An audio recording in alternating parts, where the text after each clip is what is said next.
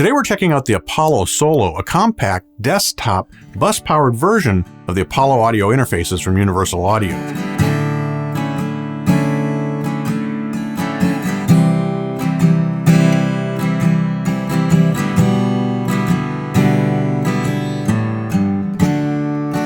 The Apollo Solo has many of the features of its big brothers in the Apollo family. For example, it has dual Unison preamps. Those Unison preamps allow you to create authentic emulations of vintage and tube preamps using both plugins and changes to the analog circuitry. It's a hybrid approach that works extremely well for getting those great classic preamp sounds. The Apollo Solo has 2 inputs and 4 outputs. The 2 inputs can accept mic level or line level signals, or in channel 1 you can also use an instrument level signal from a guitar or a bass. We have 2 line level outputs, and typically you'd connect those to your studio monitors, although you might also route them to additional analog gear. In addition, the Apollo Solo has an independent headphone output that works great for cue mixes. All the controls for the Apollo Solo are right on the front panel. We select whether we're addressing the monitor or the preamp using this switch. When we're in monitor mode, this controls the monitor level.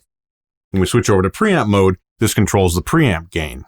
Beginning on the far right of the front panel, we have the input select button, and this chooses either microphone level or line level input. Next up, we have a high-pass filter for removing rumble or controlling boominess in an input signal. Next to the high-pass filter switch, we have 48-volt phantom power on and off, and this is used with condenser microphones and active ribbon microphones. Next up, we have the pad switch, which is used to reduce the level if you're having problem with overload from loud input signals. The polarity invert switch reverses the phase or reverses the polarity of the signal if you're having problems with out-of-phase stereo recordings. The final switch is the link switch, which joins together the 2 channels for stereo sources. The back panel is very clean. We have combi input connectors for XLR and balanced quarter-inch inputs. We have our line level outputs.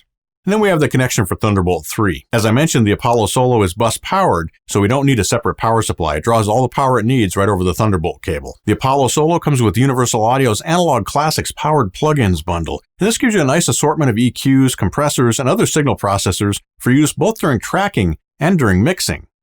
Because of the UAD DSP processing power that's built into the Apollo Solo, we have sub-2 millisecond latency, so you can use those plugins in real time as you're tracking, and that's a great feature. For Mac users, the Apollo Solo includes Universal Audio's new Luna recording system software, which allows you to record, mix, edit, process, basically make complete music projects right inside your computer. Like all of Universal Audio's Apollo audio interfaces, the Apollo Solo is very versatile, and it makes a great centerpiece for a studio.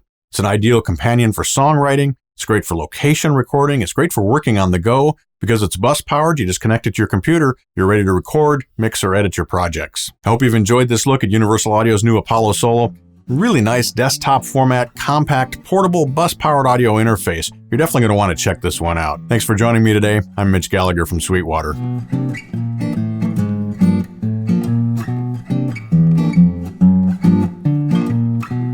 Thanks for watching, and be sure to like, comment, and subscribe. Click here for more videos like this, or start at sweetwater.com for all your music instrument and pro audio needs.